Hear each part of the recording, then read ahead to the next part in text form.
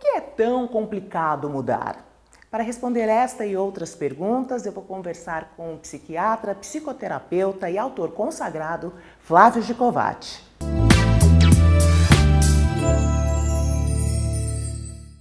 Hoje eu vou conversar com o Dr. Flávio Gicovati sobre o seu novo livro, O Mudar, Caminhos para a Transformação Verdadeira.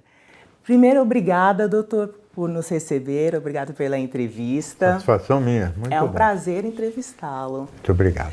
Bom, esse assunto, a mudança, né? Mudar, as pessoas sempre têm alguma característica que querem mudar na vida. E mesmo sabendo dessa necessidade, porque muitas vezes é algo que prejudica essa pessoa, e ela tem aquela intenção real de mudar, mas não consegue.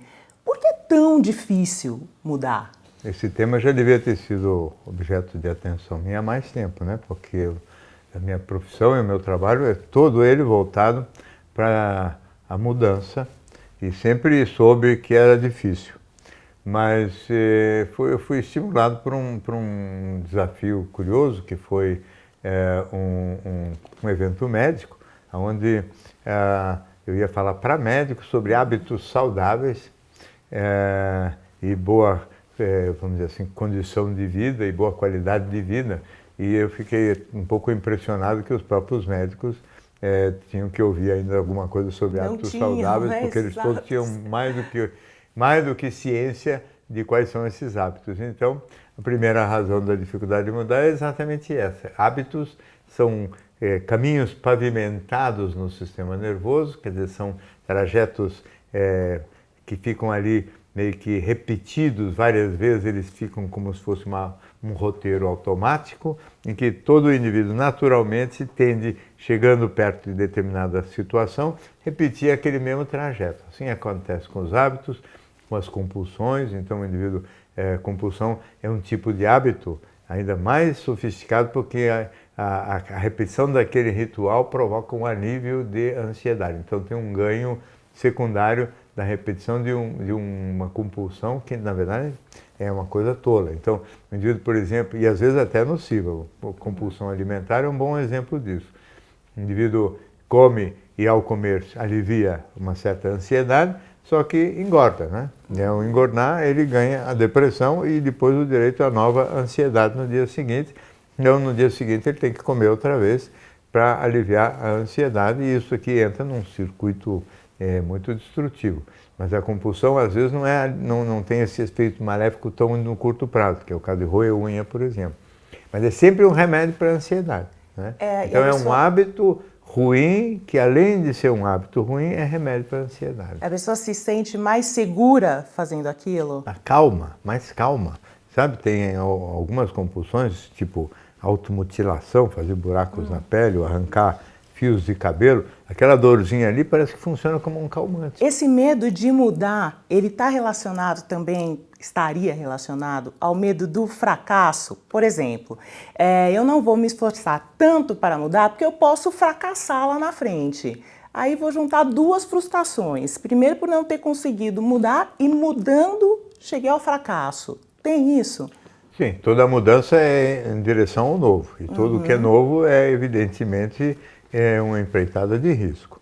Mas existe o perigo da pessoa fracassar? Existe. Existe também o fato de que a gente aprende muito com os fracassos, porque cada vez que a gente erra, a gente aprende. E se a pessoa não for do tipo que tão intolerante à frustração, contrariedade e sofrimento, ela vai aprendendo com esses fracassos e vai ganhando cada vez mais chance de ter sucesso na empreitada seguinte.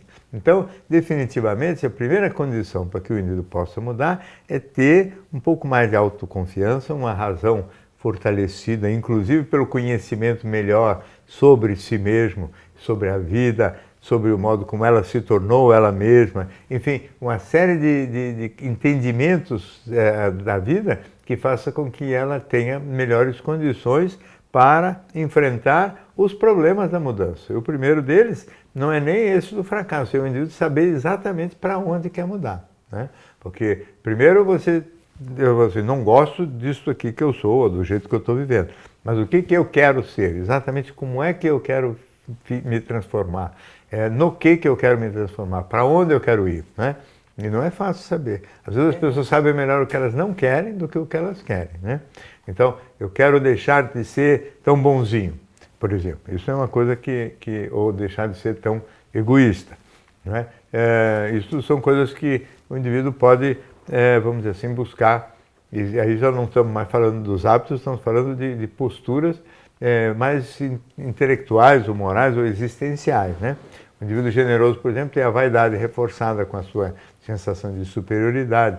Esse indivíduo tem lá também que ficando menos generoso, ele tem uma impressão de rebaixamento, ele está ficando mais micho, mais igual todo mundo, mais cuidando de si mesmo, e parece que cuidar de si mesmo é um rebaixamento moral, vamos dizer, né?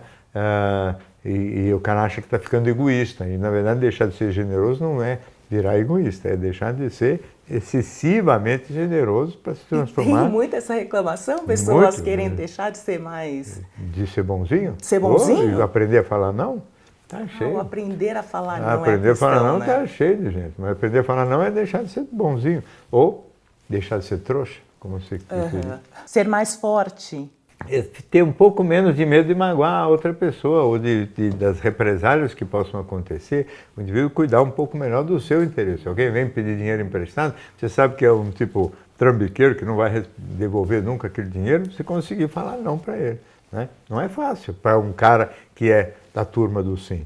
E talvez precise de treino para isso? Precisa treino, precisa uma escala progressiva, precisa entender por que o indivíduo tem tanta dificuldade, precisa se esforçar muito e precisa ficar suando frio na hora, mas ir lá e enfrentar. Como precisa fazer isso também nas fobias. O indivíduo que tem pavor de avião, né? Qualquer que seja, precisa entender por que se desenvolveu aquele pavor, mas tem que arrumar um jeito de entrar dentro do avião. Tudo isso é muito fácil de falar, muito difícil de fazer. E precisa coragem, disciplina, determinação, persistência, aguentar bem fracassos, porque vai ter fracassos, e apesar de tudo isso, tocar a vida em frente. E, doutor, uma reclamação constante que a gente ouve nas rodas de conversa entre amigos, as pessoas reclamam muito sobre a vida amorosa. O senhor tem um programa de rádio, tantos anos de atendimento clínico, eu imagino que essa seja uma também das grandes reclamações das pessoas. O senhor fala de uma mudança da forma de enxergar o amor, uma mudança deste jeito de olhar o amor romântico. Como seria isso?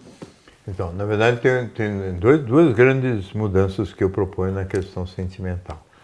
O amor é um assunto que eu venho estudando desde 75, 76. Então, é um ramo que tem já quase 40 anos, né, e tem uma boa parte das minhas publicações que giram em torno do assunto.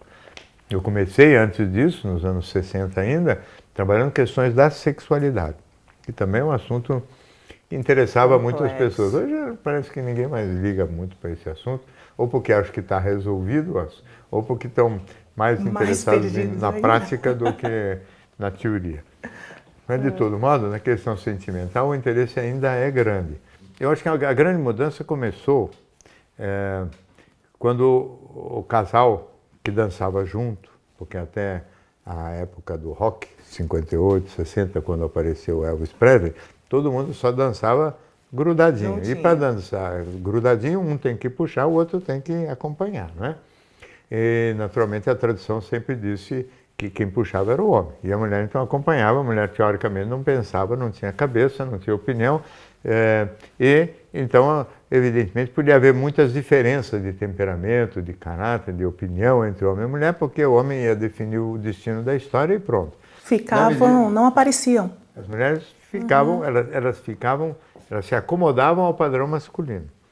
Na medida em que a mulher se torna mais independente, então nós precisamos de afinidades de caráter, de gostos e interesses para poder negociar isso, até porque a dança também desgrudou e desgrudaram as pessoas. Então o mundo foi se tornando mais individualista e aquele romantismo de fusão, de ficar os dois grudadinhos o tempo todo, típico de um tempo e de uma época e de um tipo de vida onde as pessoas viviam realmente sem locomoção praticamente, em espaços pequenos, evidentemente tinha que ser substituído por um outro modo de imaginar o romance, que seria um romance então mais desgrudado, né? Mais independente, ou mais respeitoso da individualidade das pessoas que vem crescendo nesses últimos 40, 50 anos, por força da independência econômica e sexual das mulheres, por força do avanço tecnológico, que tem um monte de equipamentos que são muito mais individualistas, né? E esse mundo novo exige um novo romance mais respeitoso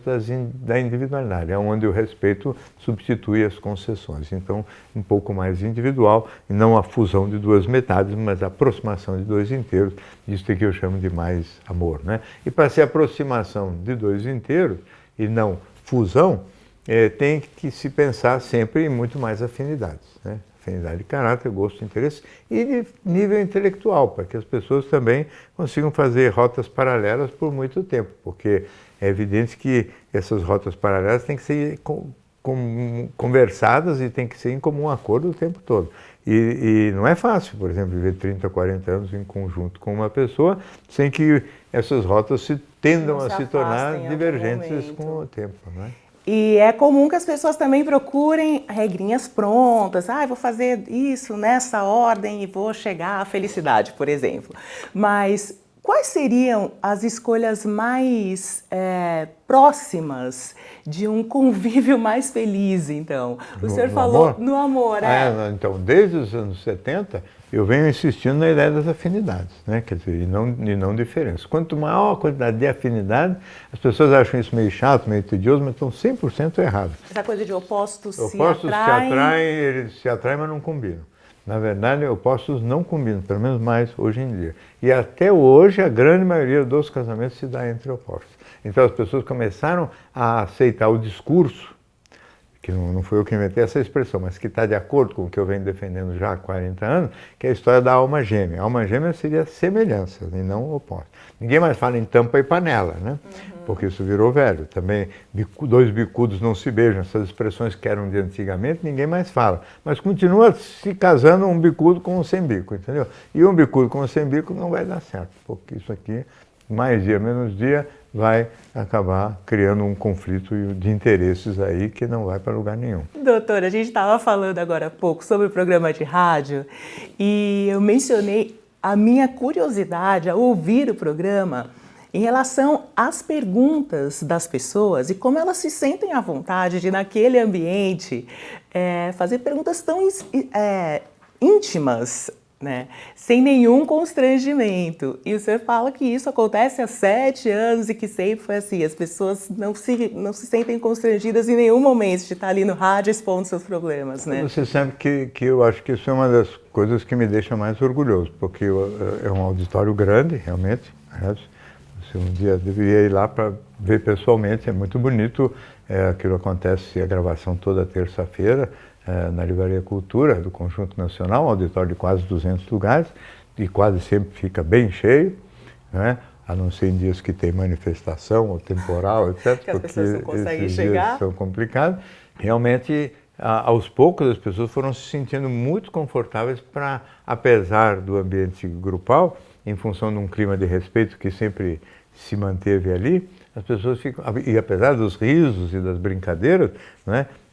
O astral é muito de aconchego, de compreensão. Não, é impressionante como e não se sentem uma à coisa vontade. crítica ou de julgamento. Então ninguém se sente julgado. E olha que eu faço brincadeira, eu tento tirar um pouco dar um pouco de leveza para o programa, até para não ficar chato demais, mas e nem por isso as pessoas se sentem inibidas ou mal à vontade para participar. Ao contrário, toda semana nós temos fartura de gente querendo participar.